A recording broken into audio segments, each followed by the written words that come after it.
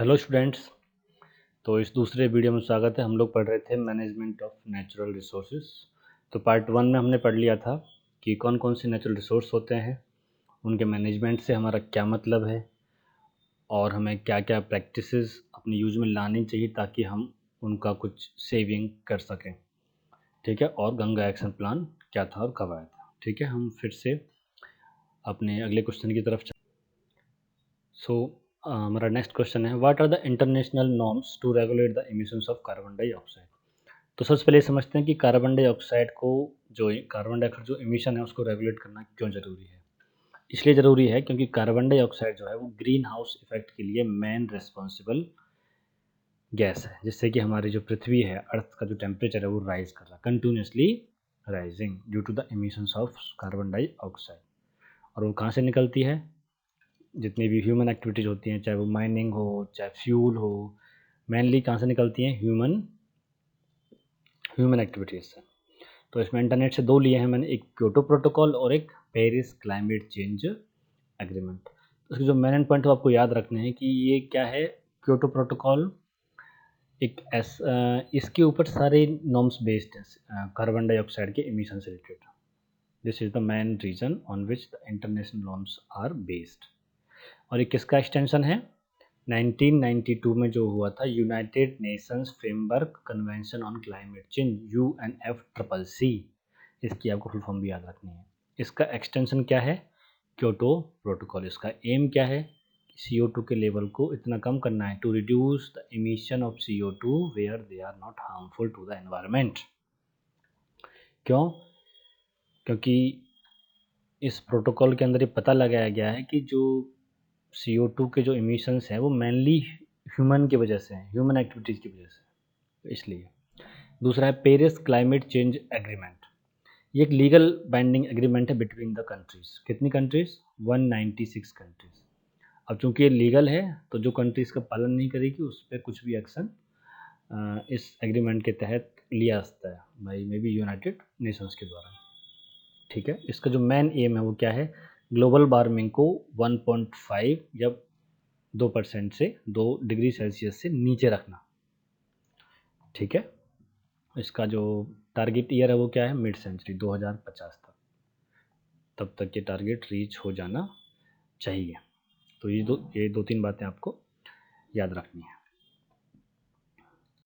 अब next question is when Ganga action plan came about. तो हमने कल भी इसके बारे में पढ़ा था पार्ट 1 में। तो it came out in 1985 in order to reduce the pollution level in the river Ganga, जिसका मेन कारण क्या था? The rising level of coliform bacteria, high level of coliform bacteria, जो कि कहाँ मिलते हैं? ह्यूमन की इंटेस्टाइन में। अगर वो पानी में मिलते हैं इसका मतलब कुछ ना कुछ डिजीज़ कॉजिंग माइक्रो ऑर्गेनिज्म हमारी बॉडी के अंदर आ गए हैं। ठीक है,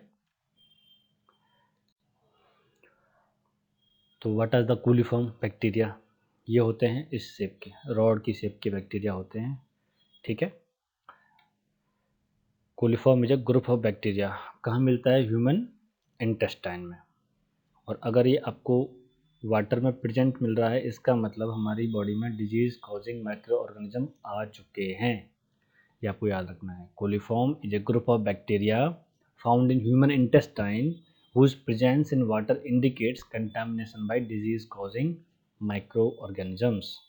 ठीक है, रॉड शेप के बैक्टीरिया होते हैं, these are rod shaped bacteria, environment में होते हैं और हम जो पॉटी करते हैं या चाहे वो ह्यूमन्स हों या एनिमल्स हों उसमें ज़रूर प्रेजेंट होते हैं।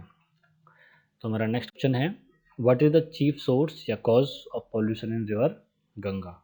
ये हम सबको पता ही होना चाहिए, कॉमन सेंस ही है।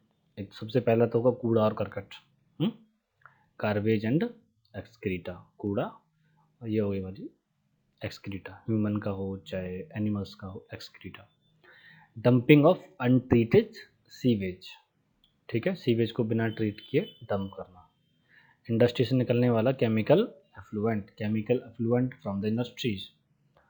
ये नॉर्मल एक्टिविटीज़ हैं, इनसे बहुत पोल्यूशन होता है। Washing of clothes by humans, और ये तो होता ही है पूरी गंगा में। इमर्शन ऑफ एसेस और अनबर्न्ड कॉप्सेस, गंगा किनारे जो भी लोगों की लाशें जलती हैं उनकी जो राख होती है या जो आधी जली हुई लाशें होती हैं वो बहुत पोल्यूशन करती हैं।